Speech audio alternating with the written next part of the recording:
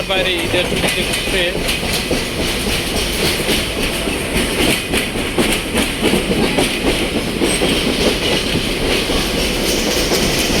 আসসালামু আলাইকুম এভরিওয়ান।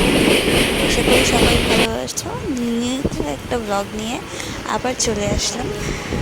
ঈদের ছুটিতে কেমন কাটলো দিনগুলি তাই তোমাদের সাথে শেয়ার করতে চলে আসলাম।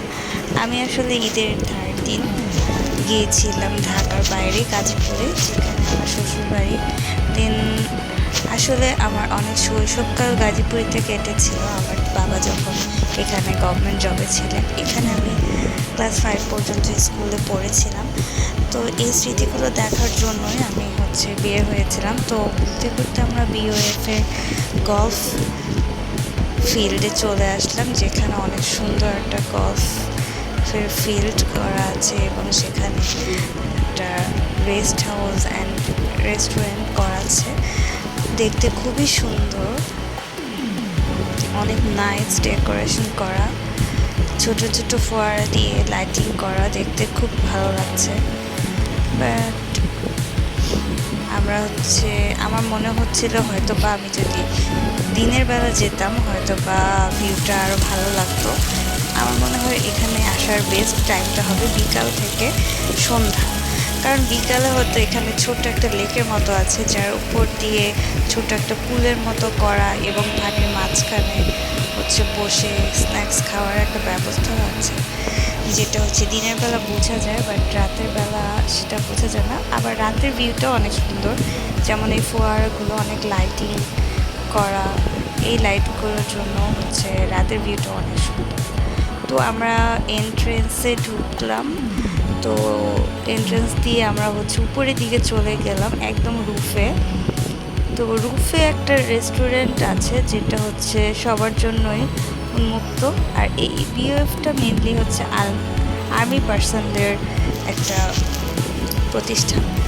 তো ভিতরে রেস্ট হাউস আছে, এখানে মেবি আর্মি পার্সনরা দরকারে বা বেড়াতে আসলে থাকতে পারে। আর উপরের রেস্টুরেন্টটা মেবি সবার জন্য, এবং নিচেও একটা রেস্টুরেন্ট আছে। তো উপরের রেস্টুরেন্টটা একটু চিপ, রুফে যে রেস্টুরেন্টটা, বাট সেই রেস্টুরেন্টটা আপাতত বন্ধ ছিল আই থিঙ্ক ঈদের জন্য। হয়তো অন্য সময় গেলে ওখানে খেতেও পারি, জানি না। যাই হোক, এই হলো রেস্ট হাউসটা। রেস্ট হাউসটা অনেক সুন্দর করেছে, আসলে বলার বাইরে। আসলে সামনাসামনি না দেখলে না বোঝা যায় না, কারণ এত সুন্দর, যেটা আমি ক্যামেরাতে পুরোপুরি ক্যাপচার ওভাবে করতে পারিনি। তো আমরা ওখান থেকে ঘুরে দেন আরেকটু সামনে আসলাম, এখানে আরেকটা রেস্টুরেন্ট, যেটাতে ঢুকতে আমরা বাইরে কিছু ছোট ছোট শপ এবং একটা বড় একটা ট্রি সাজানো ছিল। তো আমরা ভিতরে ঢুকছি। এই রেস্টুরেন্টের ভিতরটা কেমন দেখি, বাইরে থেকে এটাও অনেকটা ইন্টারেস্টিং লাগছে। মল্লিক ফুড কোর্ট, একটা বৃষ্টির সাউন্ড পাওয়া যাচ্ছে। তো ওয়াও, এখানে দেখি আর্টিফিশিয়াল রেইনের ব্যবস্থা করা আছে। ওয়াও, খুবই সুন্দর। মানে পানির নিচে পানির সাউন্ডগুলো একদম স্পষ্ট, এবং পানির উপরে বসার জায়গাগুলো এমনভাবে সেট করা আছে, মানে খুবই ভালো লাগবে। কারো যদি ইচ্ছে হয় যে ভালো লাগছে না, মন খারাপ, কিংবা প্রিয়জনের সাথে বা ফ্রেন্ডের সাথে কিছুক্ষণ বৃষ্টি এনজয় করতে চাই, তো আমার মনে হয় এখানে বসে বসে বৃষ্টির সাউন্ড নিয়ে এক কাপ চা অথবা কফি খেতে অনেক ভালো লাগে। বাট বাই দ্য ওয়ে, এখানে চা ছিল না।